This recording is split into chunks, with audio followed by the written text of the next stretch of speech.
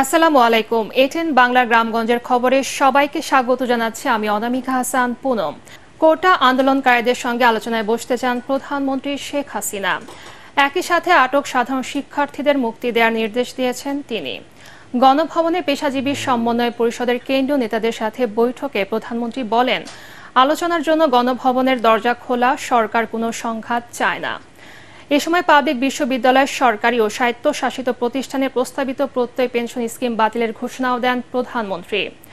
কোটা সংস্কার আন্দোলনকে কেন্দ্র করে প্রতিটি হত্যাকাণ্ডের বিচার করার কথা জানান তিনি।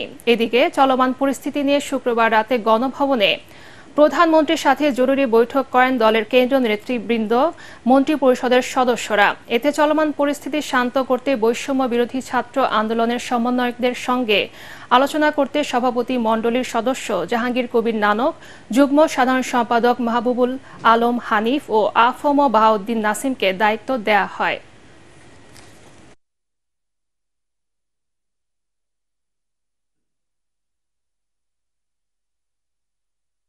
আমি আবারও বলছি যে আন্দোলনকারীরা যদি আলোচনা করতে চায়, আমি এখনো রাজি, যে কোনো সময় তারা আসতে পারে, আলোচনা করতে পারে, দরকার হলে তাদের গার্জিয়ানদের নিয়েও আসতে পারে।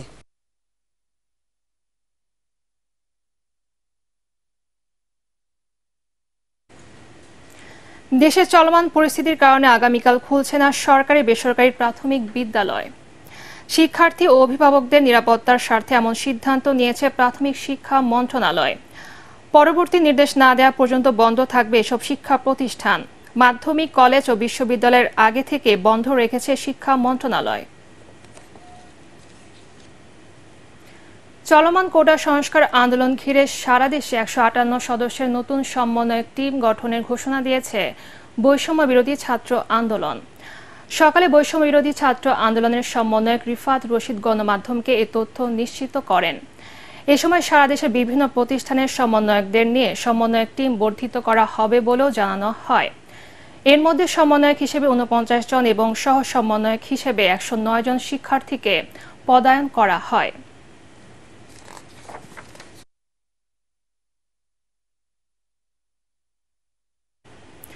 রংপুরে পুলিশের গুলিতে নিহত বেগম রোকেয়া বিশ্ববিদ্যালয়ের শিক্ষার্থী আবু সাইদের মৃত্যুর ঘটনায় একজন সহকারী উপপরিদর্শক সহ 2 পুলিশকে সাময়িক বরখাস্ত করা হয়েছে। এই দুজন হলেন রংপুর মেট্রোপলিটন পুলিশের এএসআই আমির হোসেন ও তাজহাট থানার কনস্টেবল সুজন চন্দ্র রায়। সাময়িক বরখাস্তের কারণ হিসেবে তাদের অপেশাদারী আচরণ হিসেবে শটগান থেকে ফায়ার করার কথা উল্লেখ করা হয়েছে। দুজনকে সাময়িক বরখাস্তের তথ্য নিশ্চিত করেন রংপুর মহানগর পুলিশ কমিশনার মোহাম্মদ মনিরুজ্জামান। অন্তর্বর্তীকালীন প্রতিবেদন দেয় এবং সেই প্রতিবেদনের ভিত্তিতে বিগত 1 তারিখে 1 আগস্ট এএসআই আমির হোসেন এবং কনস্টেবল সুজনকে সাময়িক বরখাস্ত করা হয়। পূর্ণাঙ্গ প্রতিবেদন প্রাপ্তি সাপেক্ষে আমাদের আইন ও বিধির আলোকে পরবর্তী ব্যবস্থা গ্রহণ করা হবে। কোটা পদ্ধতি সংস্কার আন্দোলনে গ্রেফতার হওয়া 8 শিক্ষার্থীকে জামিনে মুক্তি দিয়েছে আদালত। গতরাতে চিফ মেট্রোপলিটন ম্যাজিস্ট্রেট আদালতে শিক্ষার্থীদের জামিন আবেদন হলে বিচারক FM আহসানুল হক তাদের জামিন মঞ্জুর করেন। এরপর রাত 11:15টার দিকে রংপুর কেন্দ্রীয় কারাগার থেকে শিক্ষার্থীরা মুক্তি পেয়ে বাড়ি ফিরে যায়। দীর্ঘদিন পর সন্তানদের কাছে পেয়ে অভিভাবকরা তাদের বুকে জড়িয়ে কান্নায় ভেঙে পড়েন। অবিলম্বে শিক্ষার্থীদের বিরুদ্ধে মামলা প্রত্যাহারের দাবি জানিয়েছেন তারা।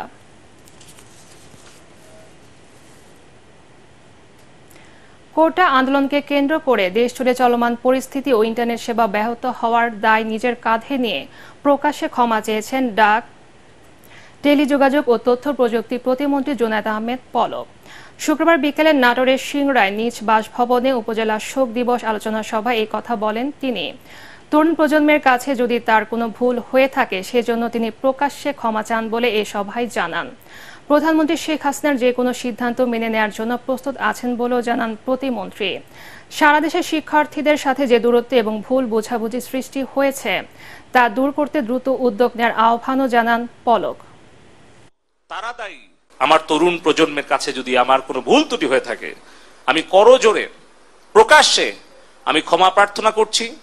এবং এই ইন্টারনেট ব্যাহত হওয়া, এই সোশ্যাল মিডিয়ার গুজব প্রতিরোধে ব্যর্থ হওয়া, এই সকল কিছু দায় এবং দায়িত্ব, ব্যর্থতা আমি নিজের কাঁধে তুলে নিচ্ছি এবং যে কোনো সিদ্ধান্ত আমি মেনে নেওয়ার জন্য আবারও প্রতিশ্রুতি আমি সকলের সামনে দিচ্ছি।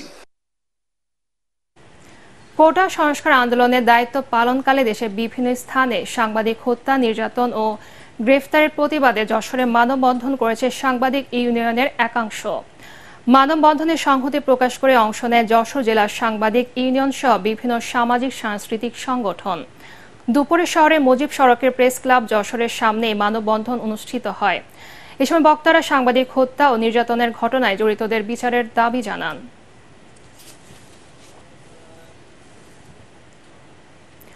উন্নত চিকিৎসা শেষে 13 দিন পর সিঙ্গাপুরে থেকে দেশে ফিরেছেন গাজীপুর সিটি কর্পোরেশনের সাবেক মেয়র ও বর্তমান মেয়রের প্রধান উপদেষ্টা অ্যাডভোকেট জাহাঙ্গীর আলম। সকালে জাহাঙ্গীর আলম বিমানবন্দর থেকে বেরিয়ে নেতাকর্মীদের সাথে দেখা করেন। এ সময় তিনি সাংবাদিকদের বলেন, শিক্ষার্থীদের যৌক্তিক আন্দোলনে একটি মহল তাদের রাজনৈতিক উদ্দেশ্য হাসিলের জন্য ব্যবহার করেছে। প্রধানমন্ত্রীর সাথে আলোচনার মাধ্যমে এর সুষ্ঠু সমাধান সম্ভব বলেও জানান তিনি। কিছু কিছু স্বার্থবর্তী লোক আছেন, তাদের স্বার্থের কারণে আজকে আমাদের সন্তানদেরকে রাজপথে আনতে বাধ্য করা হয়েছে। আমরা চাই একটি আলোচনার মাধ্যমে সুষ্ঠু সমাধান হোক। আমাদের সন্তানরা স্কুলে লেখাপড়া করতে যাক, বিশ্ববিদ্যালয়ে লেখাপড়া করুক, মেধা যাদের আছে তারা চাকরি ব্যবসা করুক, সকলকে নিয়ে যেন আমরা ভালো থাকতে পারি। সিলেটের শান্তির সপক্ষে মিছিল ও সমাবেশ করেছেন আওয়ামী লীগ ও অঙ্গ সংগঠনের নেতাকর্মীরা। দুপুরে নগরের মদিনা মার্কেট এলাকায় সমাবেশ করেন তারা। এর আগে নেতাকর্মীরা নগরের বিভিন্ন এলাকা থেকে মিছিল নিয়ে সমাবেশে আসেন। নগর আওয়ামী লীগের সহসভাপতি আসাদউদ্দিন আহমদ ও বিজিত চৌধুরী সহ সিনিয়র নেতারা সমাবেশে বক্তব্য রাখেন।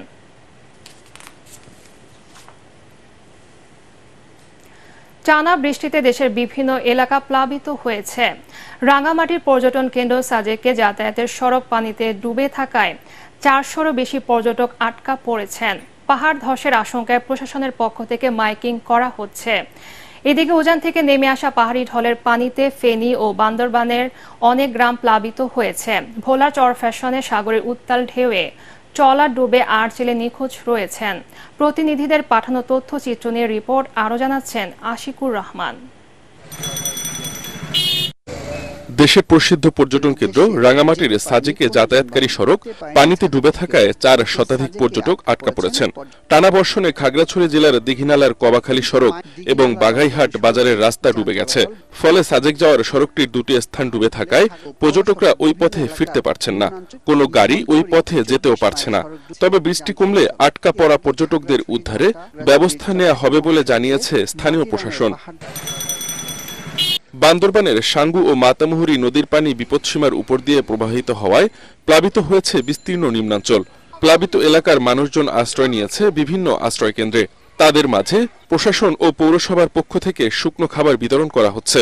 পাশাপাশি পাহাড় ধসে প্রাণহানি ঠেকাতে প্রশাসন ও পৌরসভার পক্ষ থেকে মাইকিং করা হচ্ছে বিভিন্ন স্থানে। ফেনীর মুহুরী, কহুয়া ও সিলোনিয়া নদীর পানি বিপদসীমার 165 সেন্টিমিটার উপর দিয়ে প্রবাহিত হচ্ছে। পানিতে বন্যা নিয়ন্ত্রণ বাঁধের 10 স্থান ভেঙে অন্তত 36টি গ্রাম প্লাবিত হয়েছে। এসব গ্রামের 40,000 মানুষ পানিবন্দী রয়েছে। সকাল থেকে ফেনীর পরশুরাম আঞ্চলিক মহাসড়কে যান চলাচল বন্ধ হওয়ায় চরম দুর্ভোগে পড়েছে 2 উপজেলার কয়েক হাজার মানুষ। কালকে রাত থেকে আমাদের ঘরে পানি মানে কাইখা মানেছে। এবারে ছেলে মেয়েদেরকে নিয়ে একজনের দোতলার উপরে খেতা বালিশ এগুলা নিয়ে ছেলে মেয়েদেরকে নিয়ে পানি উঠাইছি। এখন বাচ্চাটা রান্দি খামোদা আমাদের কোনো হেকে বাসিয়ে নাই। 70 বছর হয়েছে এই বয়সে হাঁড়ি আর দেই দো। ভোলার চরফ্যাশনে সাগরের মোহনায় ঢালচর শিবচর এলাকায় মাছ ধরতে গিয়ে লঘুচাপের প্রভাবে সাগরের উত্তাল ঢেউয়ে একটি মাছ ধরার ট্রলার ডুবে গেছে। এতে ট্রলারে থাকা 13 জনের মধ্যে 5 জনকে উদ্ধার করা গেলেও 8 জেলে নিখোঁজ রয়েছে। তাদের উদ্ধারে কোস্টগার্ড অভিযান চালাচ্ছে। Bureau report, ATN Bangla. সাম্প্রতিক অস্থিতিশীল পরিস্থিতিতে পর্যটক শূন্য হয়ে পড়েছে অন্যতম পর্যটন কেন্দ্র খাগড়াছড়ি। 15 দিন ধরে খালি পড়ে আছে বেশিরভাগ হোটেল, মোটেল ও রিসোর্ট। বিনোদন কেন্দ্রগুলোতে বিরাজ করছে শুনশান নীরবতা। খাগড়াছড়ির প্রতিনিধি আবু দাউদের রিপোর্ট জানাচ্ছেন ফারহিন টুম্পা। বর্ষায় পাহাড় আর প্রকৃতির সৌন্দর্য উপভোগ করতে প্রতি বছর এ সময় পর্যটকের ঢল নামে খাগড়াছড়িতে।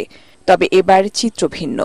দেশের চলমান অস্থিরতার প্রভাব পড়েছে খাগড়াছড়ির পর্যটন খাতে। পর্যটক শূন্য অঞ্চলটির পর্যটন ও বিনোদন কেন্দ্রগুলো। সাম্প্রতিক সংখ্যা তার অস্থিরতার কারণে পাহাড়ের পর্যটন খাতে ধস নেমেছে। চরম আর্থিক ক্ষতির মুখে পড়েছেন পর্যটন ব্যবসার সাথে জড়িত সকলেই। একদম পর্যটক শূন্য, কর্মচারীদের বেতন দিতেও সমস্যা হচ্ছে। কিছুদিন আগে বন্যা, আপনার ঘূর্ণিঝড়, এগুলোর কারণেও লোক আসে নাই। পরিস্থিতি ভালো হয় আশা রাখছি। পর্যটন কেন্দ্রতে আবার খাগড়াছড়ি স্পটে বেড়াতে আসবেন। আলুটিলা, রিসাং ঝর্ণা, জেলা পরিষদ পার্ক সহ সবকটি কেন্দ্রে এখন শুনশান নীরবতা।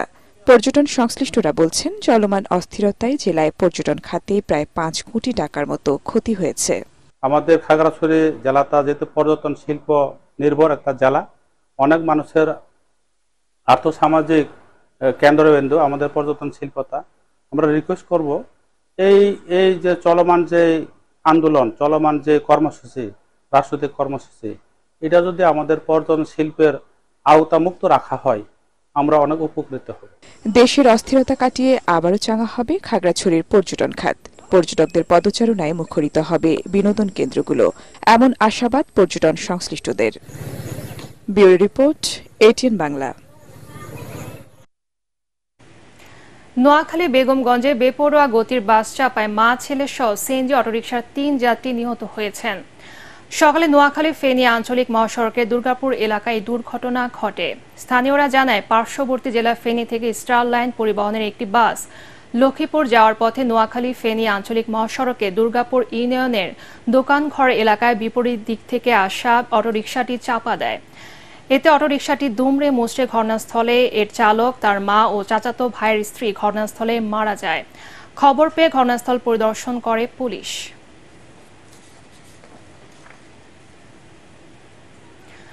নাটোরের বড়াই গ্রামে 1 মাস ধরে নিখোঁজ কলেজ ছাত্র আল আমিনের সন্ধান চেয়ে সংবাদ সম্মেলন করেছে তার পরিবার। দুপুরে স্থানীয় একটি হোটেলে আয়োজিত সংবাদ সম্মেলনে তার স্ত্রী কানিজ সুবর্ণা জানান, নবাব সিরাজউদ্দৌলা সরকারি কলেজের রসায়ন বিভাগের শেষ বর্ষের ছাত্র আল আমিন গত 4 জুলাই টিউশনি করতে বাড়ি থেকে বের হয়ে আর ফেরেননি। পরিবারের পক্ষ থেকে থানায় জিডি করা হলেও এখনও সন্ধান পাওয়া যায়নি আল আমিনের। এই অবস্থায় 3 বছরের শিশু ছেলেকে নিয়ে গভীর দুশ্চিন্তায় দিন কাটছে পরিবারটির। কয়েকদিনের টানা বৃষ্টিতে খাগড়াছড়ি পৌর এলাকা ও সদর উপজেলায় পানিবন্দী প্রায় 5,000 মানুষের মধ্যে খাবার বিতরণ করেছে জেলা পরিষদ ও খাগড়াছড়ি পৌরসভা। পৌরসভা ও সদর উপজেলার 25টি আশ্রয় কেন্দ্রে দুর্গতদের মধ্যে এসব খাবার বিতরণ করা হয়।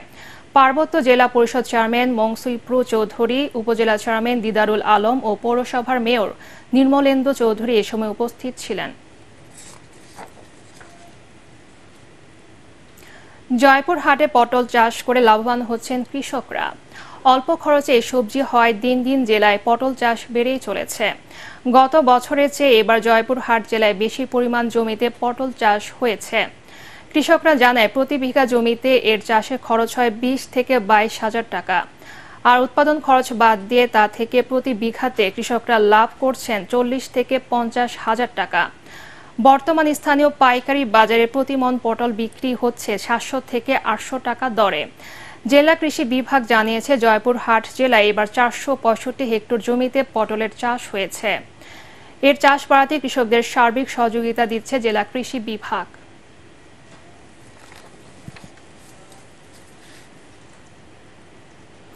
পরবর্তী সংবাদ দেখার আমন্ত্রণ জানিয়ে এখনকার মতো শেষ করছে গ্রামগঞ্জের খবর। এটিএন বাংলা সংবাদ ইউটিউবে দেখতে ব্রাউজ করুন youtube/ATN বাংলা নিউজ। ধন্যবাদ সবাইকে।